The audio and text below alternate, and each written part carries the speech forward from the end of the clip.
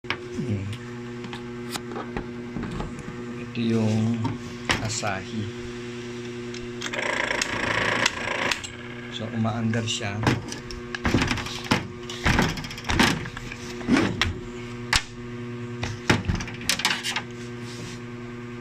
Buksan na natin ito.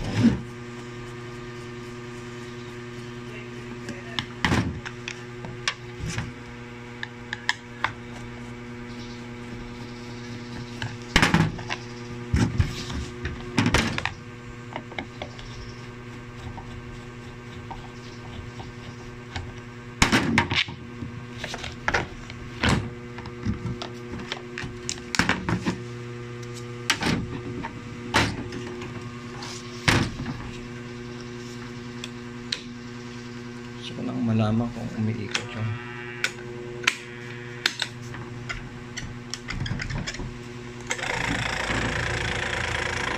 Okay, ayos tayo sa swivel.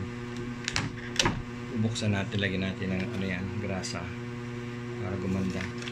Dumi oh. Check natin kung patid. Ay nako, ganun din. Okay. So, ingatan natin buo ang makina. Kailangan na natin matalian yan. Pero dapat hindi nasusunog kasi. Sige, so to? Puro conditioning lang to. Ingatan natin makina. Okay, so bawasan natin ang kalawang bago natin bunutin to.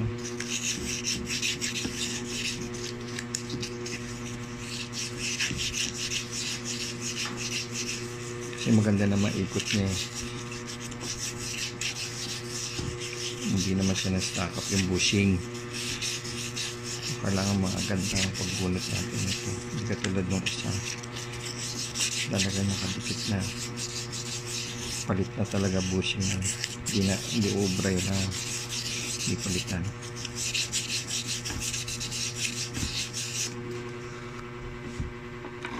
Okay.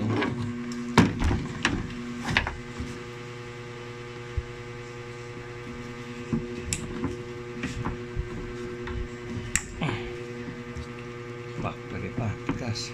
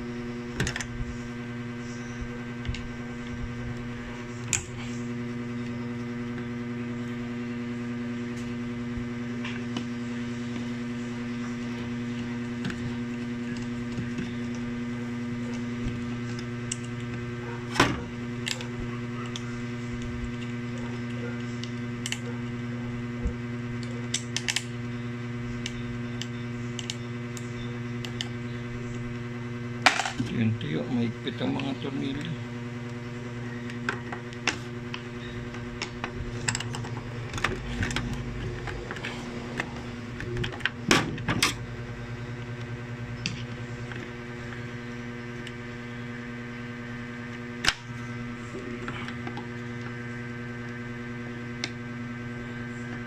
Ang tigas oh.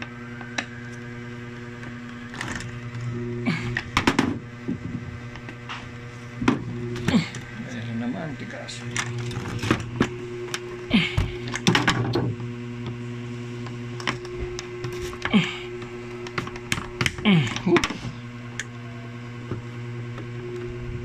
Parang bunong braso.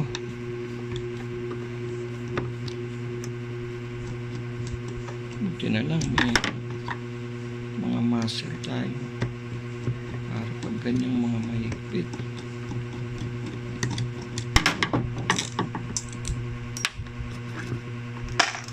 Okay.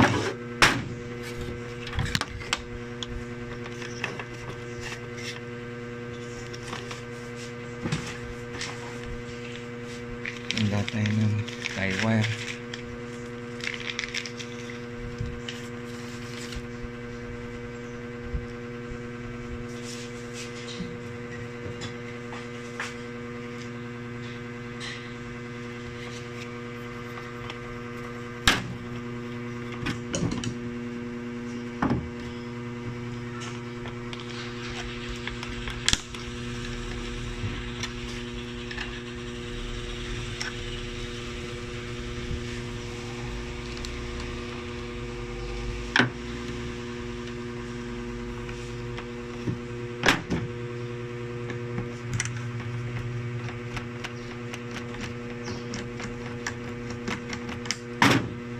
Paluwagin natin kasi bubunutin natin ang makina.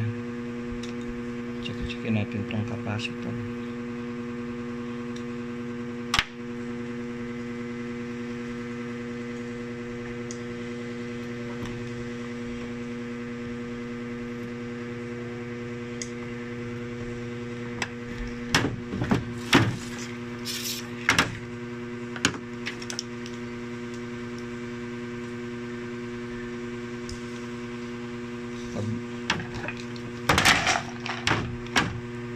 Pag buong makina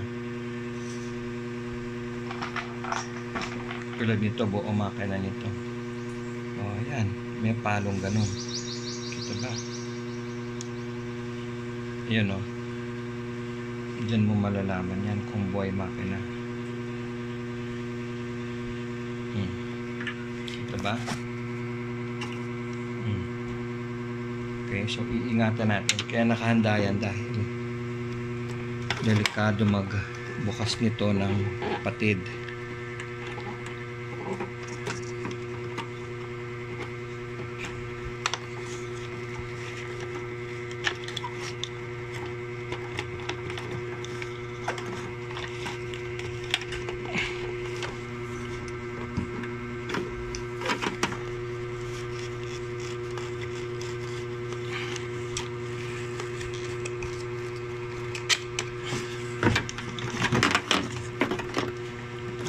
Ng ano,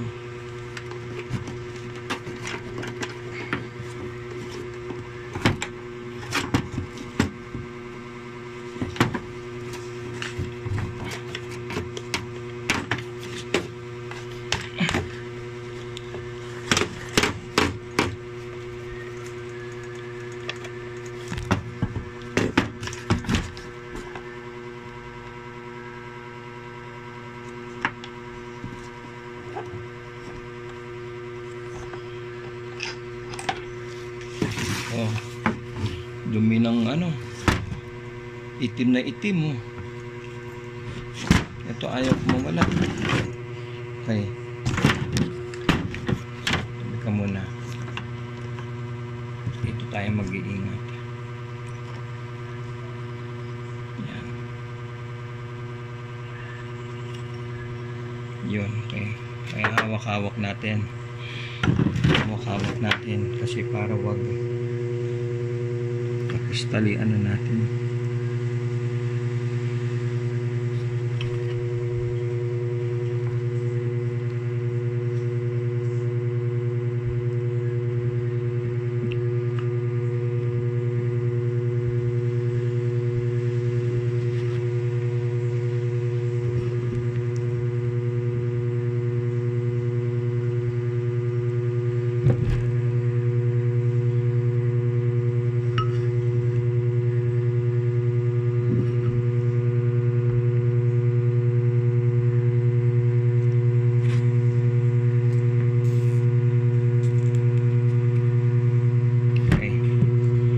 Secure na natin yun, hindi siya basta malaglag.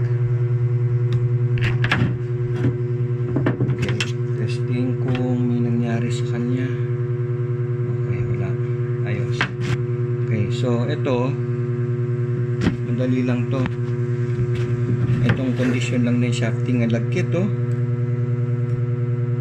Ano, iikot yan, tigas pati doon. So, cleaning lang natin mabuti to. Tapos yung gearbox. Tapos check yung capacitor. Hanapan natin ng paano malalagyan ng bagong push button yung number 1. Okay. So, okay lang to. Bro, nalinis ko na tong shafting mo. Kaya lang may problema. Ang lalim. Oh, ramdam mo yung lalim ng ano, tama. So, kailangan natin palitan tong shafting tsaka yung bushing. Oh, kangalawang na oh. Pero yung sarap okay naman. Tapos, meron akong mga spare na dito, buti. Tsaka pareho naman silang half moon oh. Ayun, half moon. Tapos sakto yung guard. Yung linya na yan. Tapos yung haba. Papalit ko lang. So, let me know kung go. Start naman tayo dito sa Hanabishi. Sobrang na-stack up na dumi. Oh. Naka-plastic, nakabalot na tong mga hindi pwedeng mabasa.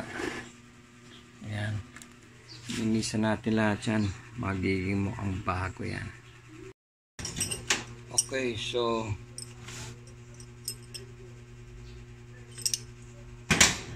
ito ang kasukat. Pareho silang flat. Tapos nagawa na tayo ng ano, sukat kung gaano ka haba yung spacing niya. So, ayan. Tabi natin yan. Okay, ngayon kaya tayo magpapalit dahil ito nga puro gas-gas, hindi ubra yan sa bushing, masisira niya yung bushing. So, palit tayo, tanggalin na natin.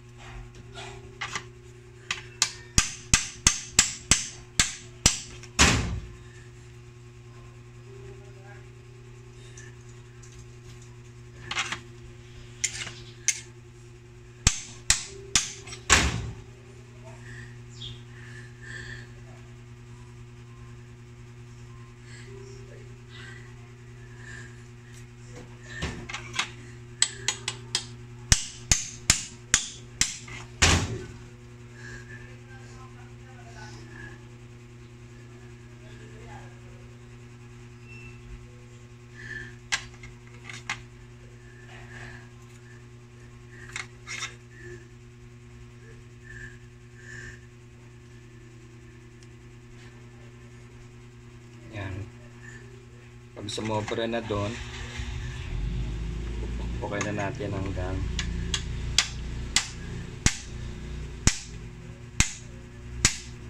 Yan. Oh, sakto na. Yan. Dilim ba? Ano yan? Sakto na haba. Napalitan na natin. Okay. Okay. Ito yung capacitor niya. 2UF. Magpapalit tayo kasi may nani siya. Ang reading niya nasa ano lang. 3. Ay, nasa 30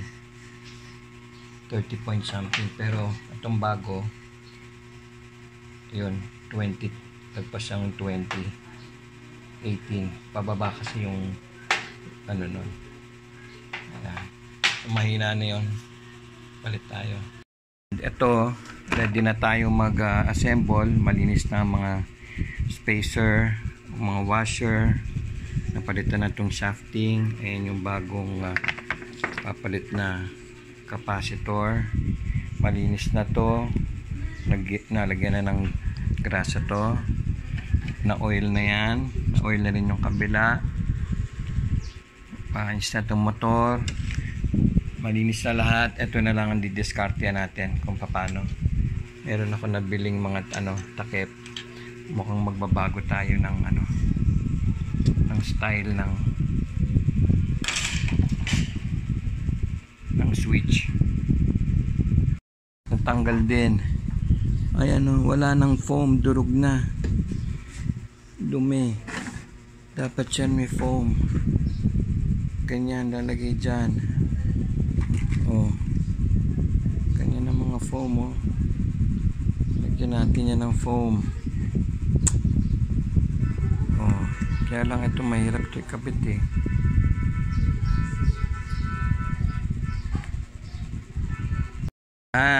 Okay na.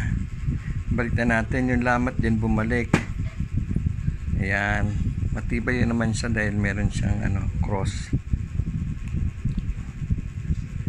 Ayan. Okay. Wala nang gas-gas yan. Tulad nito. Gas-gas na yung loob tsaka yung gilid. Hindi obra yan. Pinapalit natin ng matibay. Okay. Assemble. Rin natin to kasi nandito yung pangsabit eh, ganyan dapat yan, baliktad oh. So tunawin natin, ayusin natin yan.